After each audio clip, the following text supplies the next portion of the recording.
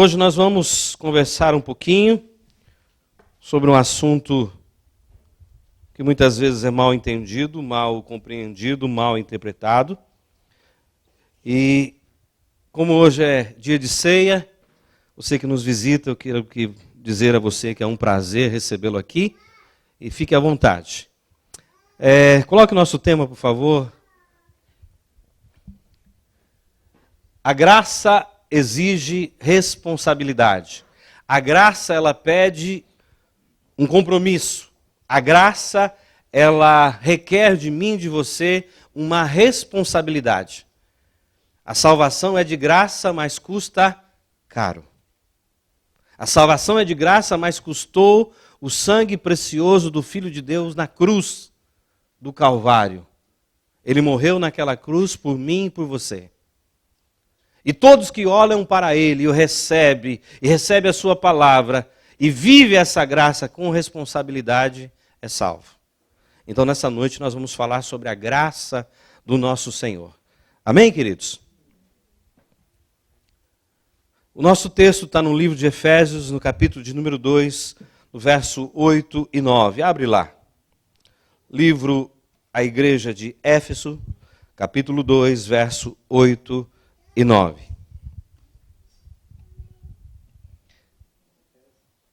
Efésios, capítulo 2, 8 e 9.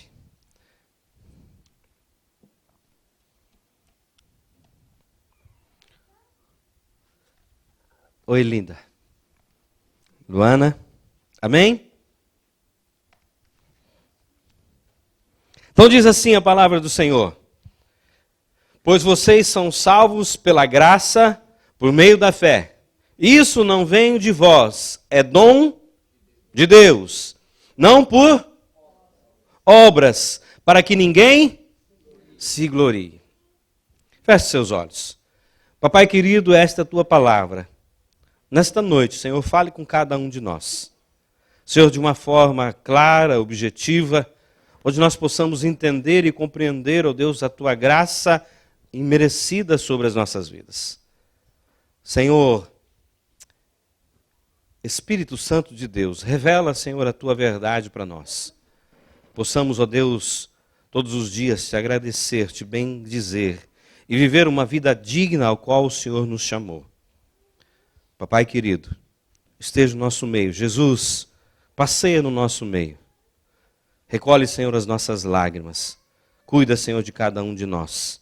O Senhor nos conhece. Sabe, Deus, como foi a nossa semana. Sabe como foi o nosso dia nesse dia. Esteja conosco, Pai. É no nome de Jesus que eu te louvo e te agradeço. Amém? Quero falar para você que vai nos ouvir pelo YouTube, que você é muito bem-vindo e esteja meditando nesta palavra. Primeiro, graça é a manifestação do amor incondicional de Deus, com o objetivo de salvar a todas as pessoas. É o favor de Deus sendo estendido a todos os homens, sem fazer acepção de ninguém. A lei e os profetas duraram até João Batista. A graça e a verdade vieram por meio de Jesus Cristo. Graça é Deus nos dando o que nós não merecemos. E misericórdia é Deus não nos dando o que nós merecemos. Então, graça é um favor imerecido de Deus. Nós merecíamos o inferno, nós merecíamos viver uma vida totalmente separada de Deus. Porque nós éramos inimigos de Deus, nós fazíamos o que era contrário à vontade de Deus. Mas Deus, pela sua infinita misericórdia, não nos concedeu o que nós merecíamos. Que era viver eternamente no inferno, queimando no fogo do inferno, padecendo no fogo do inferno, vivendo uma vida desgraçada. Esta é a palavra, sem a graça de Deus. Então, desgraçado não é um palavrão. Desgraçado é uma pessoa que vive sem a graça de Deus. Amém? Primeiro, a graça é a manifestação do amor incondicional de Deus por todas as pessoas. Deus não faz acepção de pessoas, não faz acepção de nacionalidade, não faz acepção de cor. O amor de Deus é derramado sobre todos os homens. O que acontece é que o homem rejeita Deus. O homem vira as costas para Deus. O homem deixa Deus de lado e faz a sua vontade, faz as suas escolhas, colhe as consequências do seu erro e aí corre para Deus e diz: Deus, resolve o meu problema. Achamos que Deus é um mordomo, um garçom, que nós esticamos a mão e fazemos um pedido e ele vem correndo com a bandeja e nos serve. Não é assim.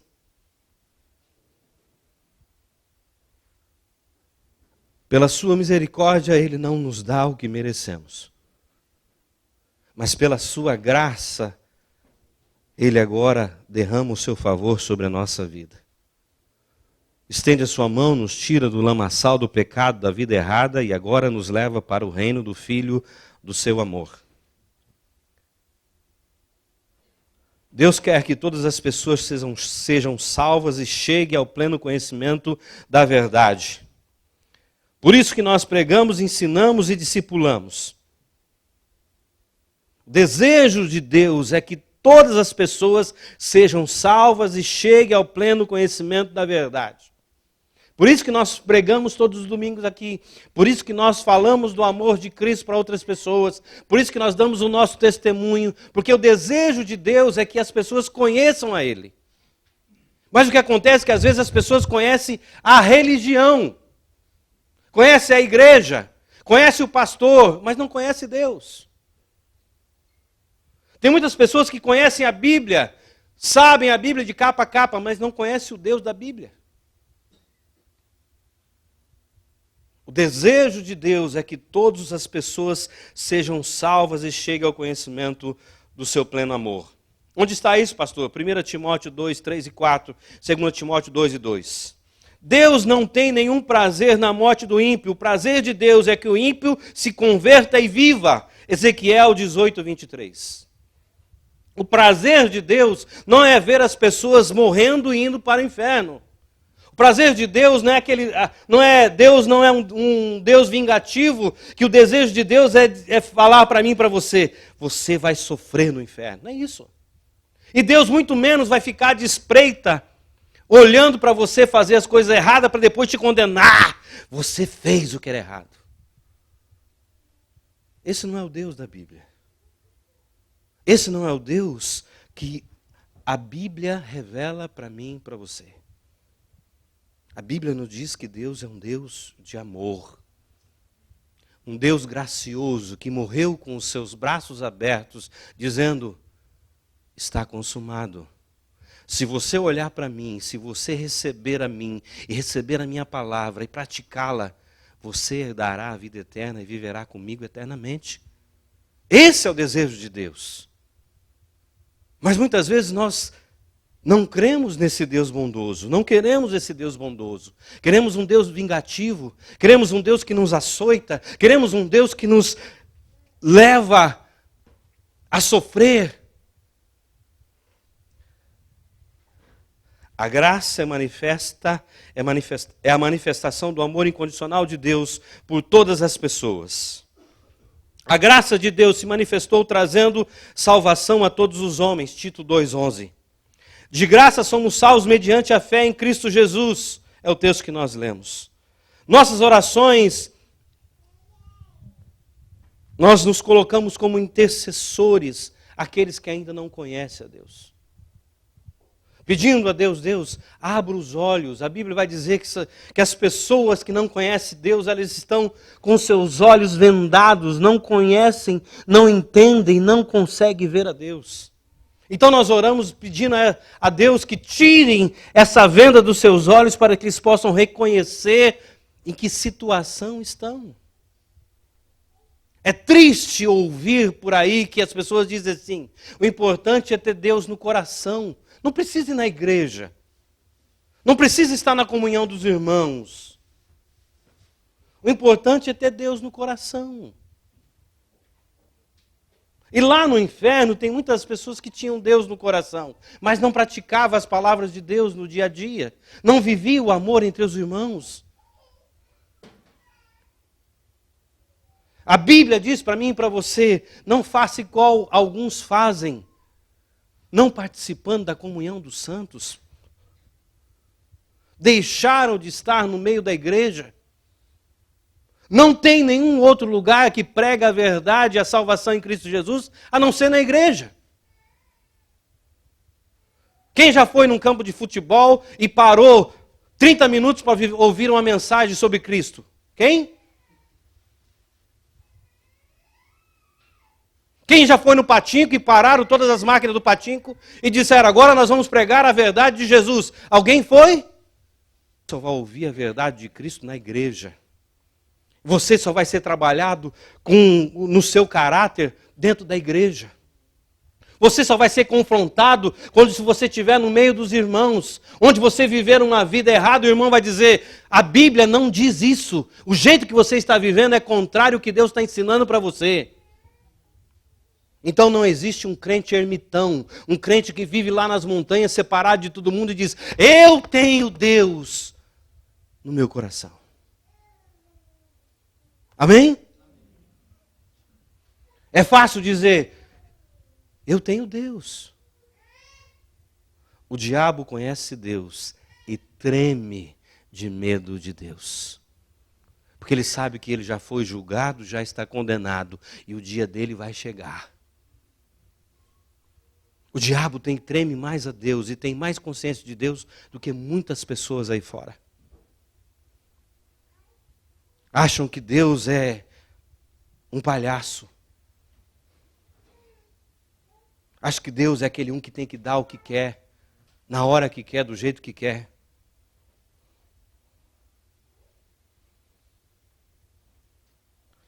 A graça exige responsabilidade. Amém? Deus não quer que ninguém se perca. Ele quer que todos cheguem ao arrependimento, à salvação e à fé em Jesus Cristo. Segundo Pedro 3, 9. 1 Timóteo 2, 3 e 6. Pela graça de Deus, a salvação está disponível para todos que se entregam a Jesus. A porta da salvação está aberta para todos. Vou dizer para você. A porta da salvação está aberta para todos.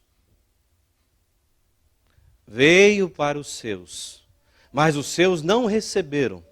Mas todos aqueles que o receberam se tornaram filhos de Deus.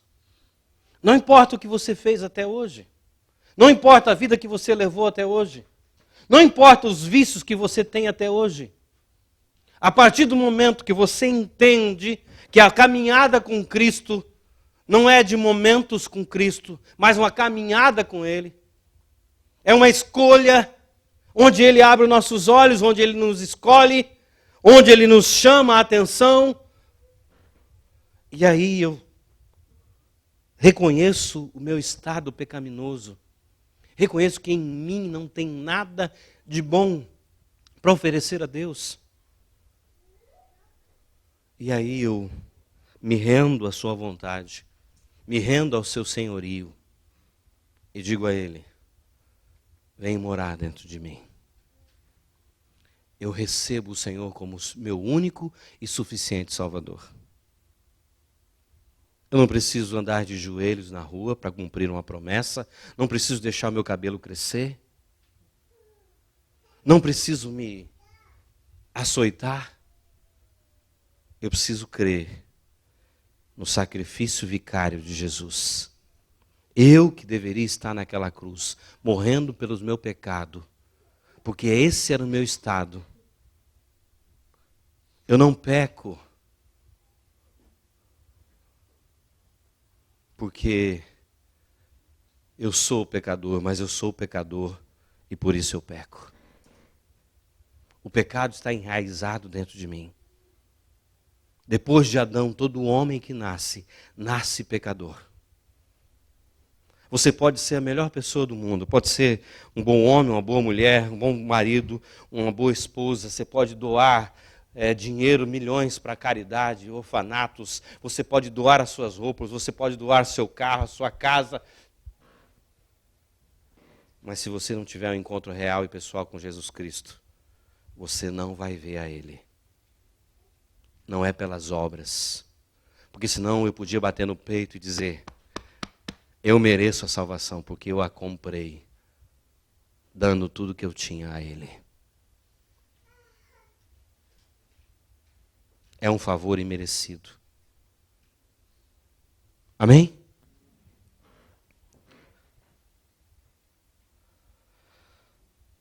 Segundo, o padrão da graça. Qual é o padrão da graça?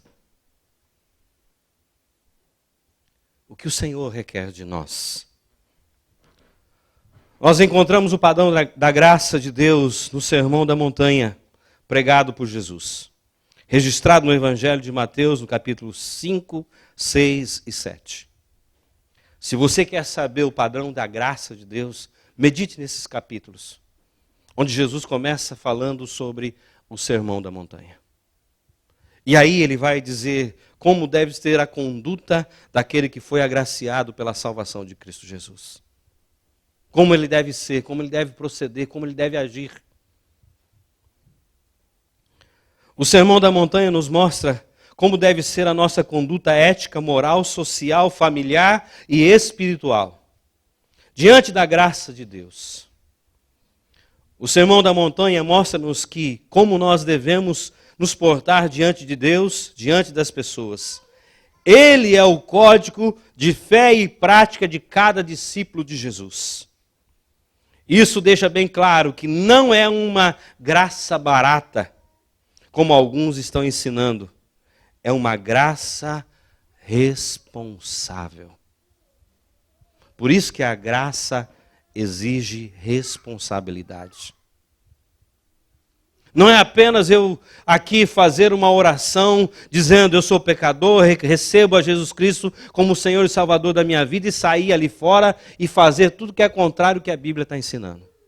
Não é isso. Ah, você fez a oração de entrega? Ah, eu fiz. Então você está salvo.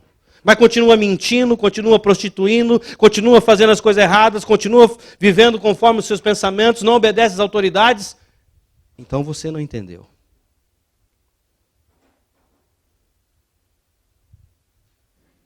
Então você não conheceu a Deus. Foi simplesmente uma oração ou palavras jogadas ao vento, sem uma responsabilidade, sem fundamento. Você foi enganado. Você não vai para o céu. Não vai viver a vida eterna, se não cumprir o padrão de Deus para a salvação. Amém?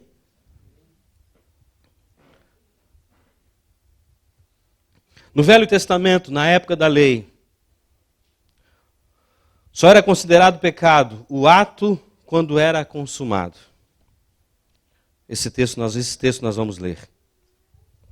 No Novo Testamento, o padrão da graça é tão elevado de só olhar para uma mulher e desejá-la já é pecado.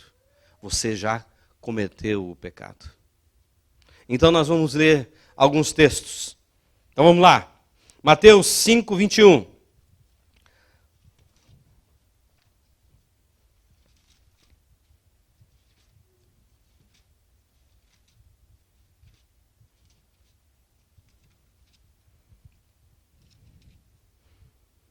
Vocês ouviram o que foi dito aos seus antepassados: não matarás.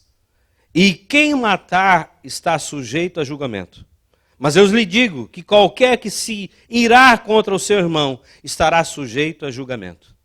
Também qualquer que disser a seu irmão racá ou tolo será levado ao tribunal. E qualquer que disser louco corre o risco de ir para o fogo do inferno. Agora lá, Mateus 5, 27. Diz assim: vocês ouviram o que foi dito, não adulterarás. Mas eu lhe digo, qualquer que olhar para uma mulher para desejá-la, já cometeu adultério com ela e no seu coração. Esse é o padrão da graça. 38. Vocês ouviram, capítulo 5 ainda de Mateus, vocês ouviram o que foi dito, olho por olho, dente por dente. Mas eu lhes digo, não resistam ao perverso.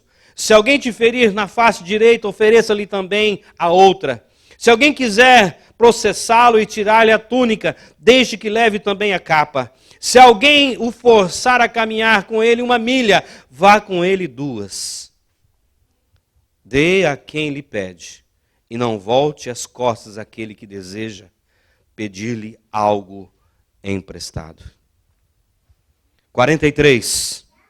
Vocês ouviram o que foi dito, ame o seu próximo e odeie o seu inimigo. Mas eu lhe digo, amem os seus amigos, seus inimigos, e orem pelos que os perseguem, para que vocês venham a ser filhos do seu Pai que está no céu, porque Ele faz raiar o sol sobre os maus e sobre os bons, e derrama a chuva sobre os justos e os injustos. Esse é o padrão da graça. A partir do momento que eu entendo que eu fui perdoado, eu perdoo. A partir do momento que eu entendo que os meus pecados eram tão grandes, eu vivia uma vida tão errada, e Deus não levou isso em conta e me perdoou, quem sou eu para não perdoar o meu irmão?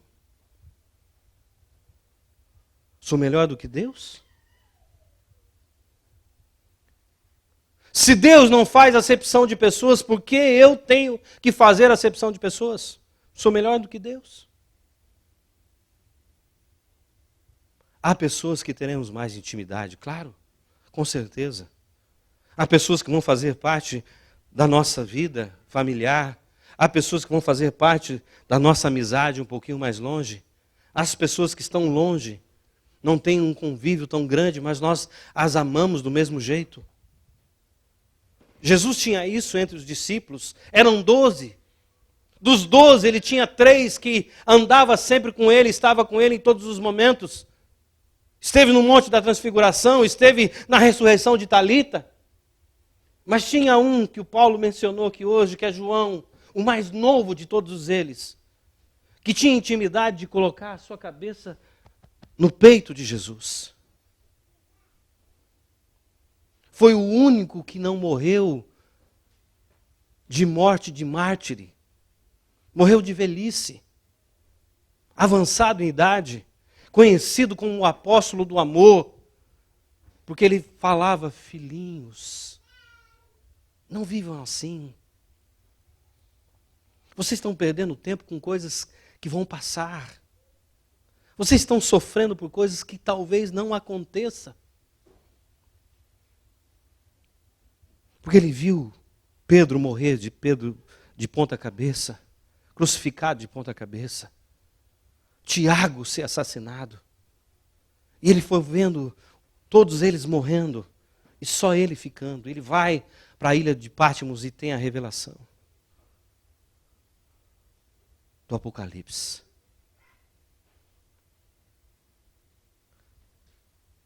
Eu e você temos que ter intimidade com ele. Não só momentos. Conhecê-lo de verdade. Não viver uma vida de religiosidade.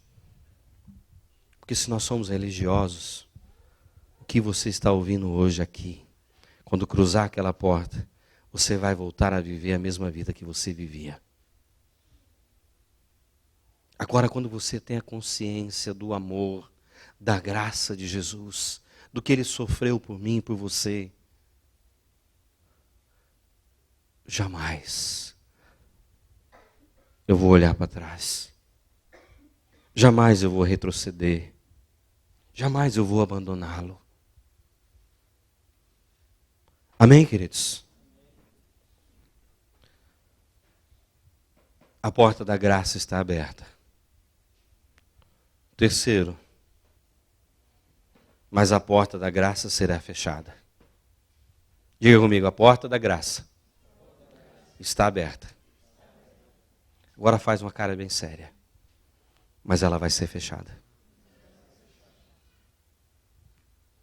Deus está derramando o seu amor sobre a terra. E está iluminando os olhos do entendimento de muitas pessoas. Mas um dia, essa porta vai ser fechada.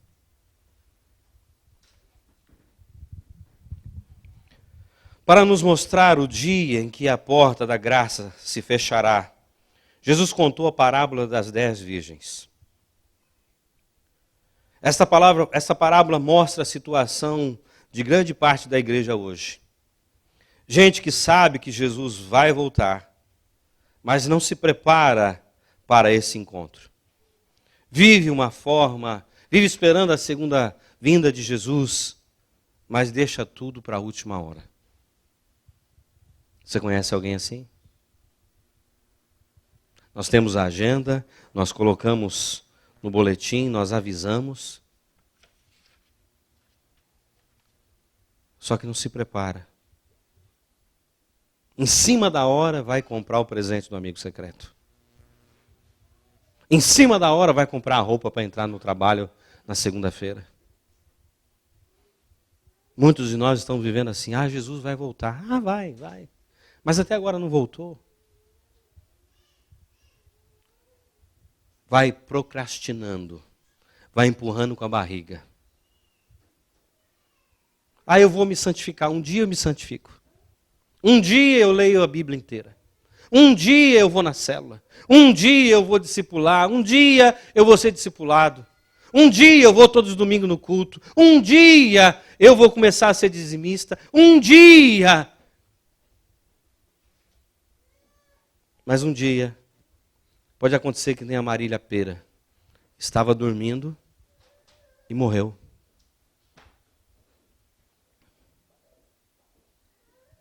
E Jesus fala, louco, amanhã pedirão a sua alma. O que você fez para mim? Quem eu fui na sua vida? Será que eu e você lembramos de Deus quando nós vemos um carro vindo em cima de nós, aí nós dizemos, meu Deus! Ou quando você recebe uma notícia de uma enfermidade, você fala assim, Deus, por que eu? Será que é nessas horas que eu e você lembramos de Deus? Ou eu lembro de Deus todos os dias, quando eu acordo, e digo, Jesus, obrigado, estou vivo mais um dia. Espírito Santo, venha fazer parte do meu dia. Não me deixa errar, não me deixa viver a vida do meu jeito, da minha forma, segundo meus pensamentos. Me mostra os meus erros. Ontem nós falamos sobre a prioridade de vida. Quem estava na vigília ouviu o que nós falamos ontem. Se você não colocar o reino de Deus e a sua justiça em primeiro lugar, as outras coisas não vão ser acrescentadas na sua vida. Não tem como buscar os interesses e querer a bênção de Deus. Não tem como ser filho irresponsável, filha irresponsável, desobediente e querer a aprovação do pai. Não tem como. Nessa parábola, depois você pode, se quiser anotar, você vai ver. Em Apocalipse 19, de 1 a 9, o noivo é Cristo. A noiva é a igreja, em Efésios 5, 25 a 27. A lâmpada é a palavra de Deus e o azeite é a unção do Espírito Santo. Fala de noivas que estavam esperando o seu noivo. As inteligentes, sábias, levaram óleo porque o noivo poderia demorar. Mas as nércias sem responsabilidade. Levaram o óleo somente para algum tempo, para algum momento. O noivo demorou. E quando o noivo chegou, as nércias, a quem não levava Deus a sério, pediu para elas, nos dá do seu azeite. Ela falou para uma, falou para outra, eu não posso dar do meu azeite para você, porque senão eu vou ficar sem. E elas saíram para comprar azeite. Quando o noivo chegou, as sábias, que tinham vivido a sua vida para o Senhor, estavam esperando o noivo com o Espírito Santo, meditando na palavra, levando Deus a sério, entraram. E aquelas insensatas, quando voltaram, acharam a porta fechada. Nós vamos ler alguns textos para que você entenda algumas verdades. Estamos vivendo um tempo em que o amor de muitos está esfriando. Jesus disse que, por se multiplicar a iniquidade, o amor de muitos se esfriará. A palavra amor, aqui usada por Jesus, é o amor ágape, o amor de Deus, que é derramado ao coração dos filhos de Deus. Portanto, é o amor que é derramado aos filhos de Deus. Fala que esse amor, nos últimos tempos, vai esfriar. Quando nós ouvíamos notícias que um filho matou a mãe, nós ficávamos pensando, como pode acontecer? O filho matar a própria mãe. Nós nos indignávamos com isso.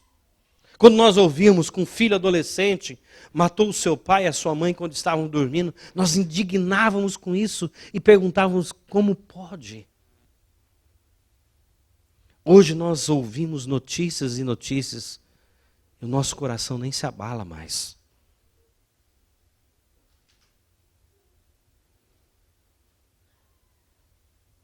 Antigamente, há 20 e poucos anos atrás, quando você encontrava um brasileiro, um latino no meio da rua, ele cruzava a rua para pegar na sua mão e perguntar, de onde você é? Onde você está morando? Onde você está trabalhando? Hoje você entra na loja de produto brasileiro, não sei como é lá em Nishio, produtos latinos, a pessoa não te cumprimenta.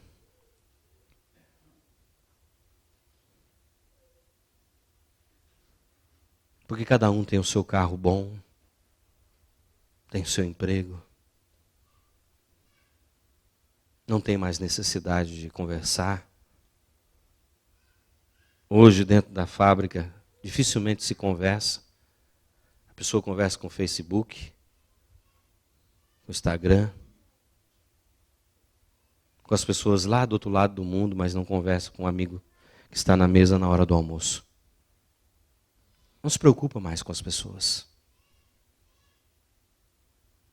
Estava vendo um vídeo onde a pessoa de cadeira de roda pedia para algumas pessoas, você pode me ajudar a cruzar a rua porque os meus braços estão doendo? Muitos falavam, vá pedir para outra pessoa.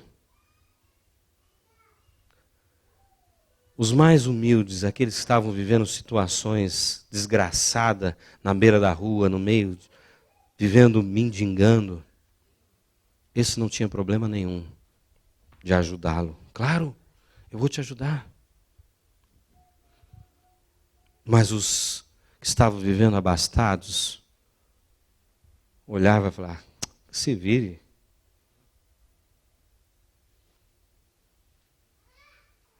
O amor está esfriando.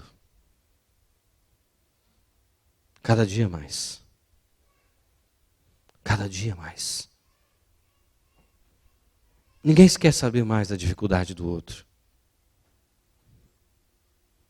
E isso está acontecendo no meio da igreja. Cada um está vivendo a sua vidinha. Pensando no seu reinozinho. Na sua famíliazinha. Virando as costas para a necessidade dos outros. Agora você imagine lá fora. Como está? Como é que a lâmpada se apaga? Quando eu e você abandonamos a leitura da palavra. Quando eu e você paramos de orar. Quando eu e você perdemos a comunhão com os irmãos. Deixamos de ir na célula, deixamos de ser discipulado, deixamos de discipular. Deixamos de ir à igreja para celebrar junto com os irmãos nos domingos. Nós nos esfriamos. Quando você e eu perdemos a paixão por Jesus, quando nós entristecemos o Espírito Santo com as nossas atitudes, quando apagamos o Espírito Santo em nossa vida. Um pastor postou dizendo assim: você quer cometer um suicídio espiritual? Deixe de fazer tudo isso, que aí você vai morrer. Mas como eu mantenho a lâmpada acesa? Quando eu oro sem cessar. Quando eu leio e medito na Bíblia de dia e de noite. Quando eu tenho comunhão constante com os irmãos. Nas casas, na célula, no discipulado, na oração, na adoração. Quando eu me apaixono verdadeiramente por Jesus, cada manhã, cada instante. Quando eu permaneço nele. Quando eu persevero na fé. Sem jamais voltar atrás, vivendo na dependência do Espírito Santo, aguardando com fidelidade, obediência, lealdade, a segunda vinda de Cristo.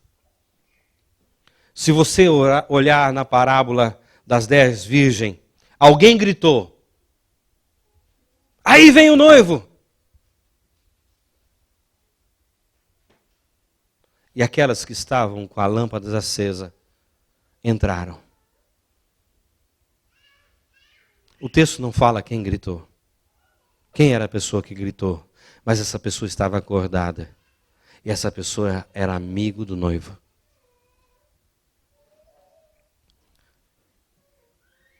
Para as pessoas que estão empurrando a vida com a barriga, estão deixando para amanhã, não estão se preocupando com esse encontro, a porta da graça um dia vai fechar.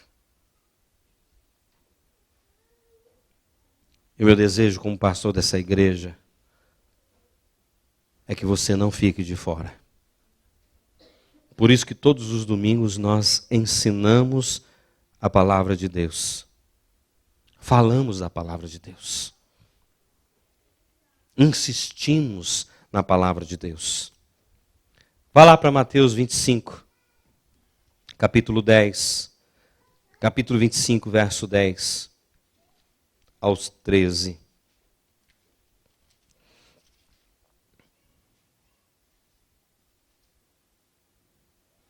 Aqui fala das virgens.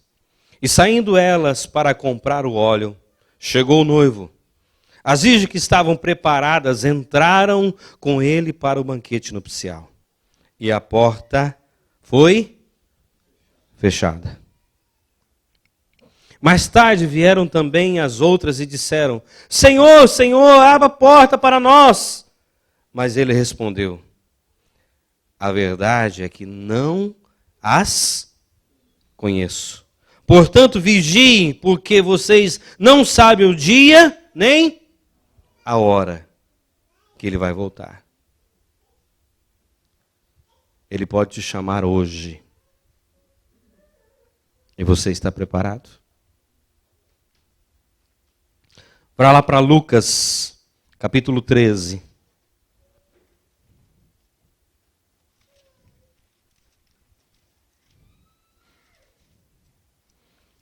Verso de 22 a 29.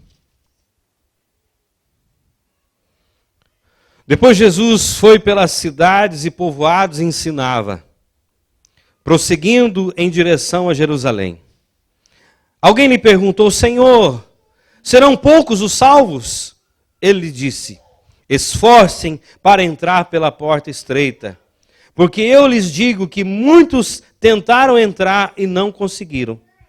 Quando o dono da casa se levantar e fechar a porta, vocês ficarão do lado de fora, batendo e pedindo: Senhor, abre-nos a porta. Ele, porém, responderá: não os conheço, nem sei de onde são vocês. Então vocês dirão: comemos e bebemos contigo, e ensinaste em nossas ruas. Mas ele responderá: não os conheço, nem sei de onde vocês são. Afastem-se de mim, todos vocês que praticam o mal. Ali haverá choro e ranger de dente. Quando vocês virem Abraão, Isaque, Jacó e todos os profetas no reino de Deus, mas vocês excluídos, pessoas virão do Oriente e do Ocidente, do Norte e do Sul, e ocuparão seus lugares à mesa do reino de Deus. De fato, há últimos que serão primeiros, e primeiros que serão últimos. A porta da graça está aberta. Mas um dia ela vai se fechar. Você pode pensar, mas eu tenho o direito de viver a minha vida? Claro que tem. De viver as suas escolhas do jeito que você quer. Mas um dia nós vamos dar conta de tudo isso. E eu quero concluir. Nossa atitude diante da graça de Deus deve ser semelhante à atitude do apóstolo Paulo. Ele diz assim em 1 Coríntios 9, 27. Nossas atitudes subjugo o meu próprio corpo e o submeto à servidão para que, pregando aos outros, eu mesmo não venha a ser reprovado. Deus nos salva de graça mediante a fé em Cristo Jesus. Porém, nós teremos e devemos orar e vigiar sempre. Não é uma graça barata, é uma graça responsável. Teremos que prestar conta de tudo que falamos e de tudo que fizemos. Volte lá, Mateus 12, 37.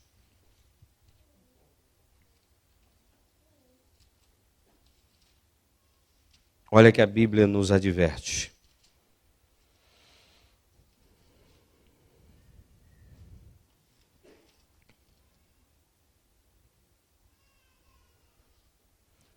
Pois por suas palavras vocês serão absolvidos, e por suas palavras serão condenados. Preste atenção o que sai da sua boca. Porque a Bíblia vai nos dizer que nós vamos dar conta de todas elas, de todos os nossos pensamentos. Agora vai um pouquinho mais à frente. 2 Coríntios 5, 10.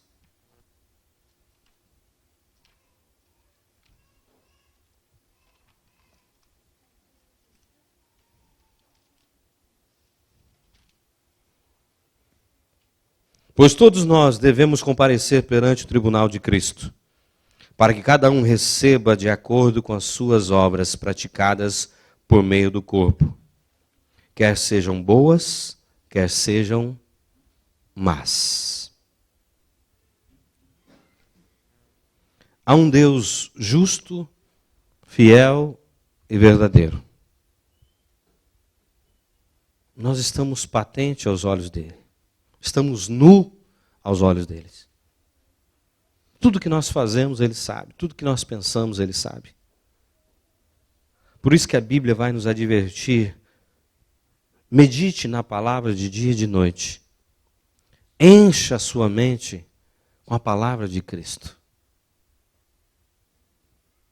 Porque aí você não vai ter tempo de pensar em outras coisas. Não vai ter tempo de acreditar na mentira do diabo. Não vai ter tempo de ter medo do amanhã. O seu coração vai ser cheio de fé. E você vai acreditar na palavra de Deus, vai viver a palavra de Deus.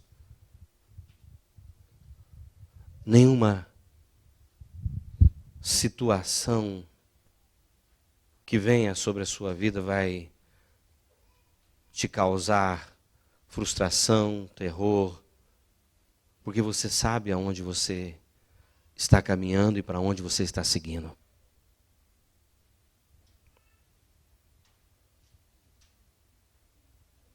A graça exige de nós responsabilidade. A graça é a manifestação do amor incondicional de Deus por todas as pessoas. A graça tem um padrão. E a porta está aberta. Mas um dia vai se fechar. Meu desejo nesta noite com essa palavra é que você reflita. Será que eu e você estamos deixando as nossas prioridades para depois? E fazendo as coisas que nos interessam? Ou falamos assim, Deus me conhece. Ele sabe quem eu sou. Sabe mesmo. Tanto é que Ele te conhece, que te trouxe aqui nesta noite, para você ouvir essa mensagem. Para que você tome uma atitude na sua vida. Para que você saia de cima do muro. Para que você diga para Ele, eu quero receber essa graça, viver nesta graça e viver a vida com responsabilidade. A graça é um favor imerecido de Deus. E a misericórdia é Deus nos dar, não nos dar aquilo que nós merecemos. Amém, queridos? Eu quero que você fique de pé, por gentileza.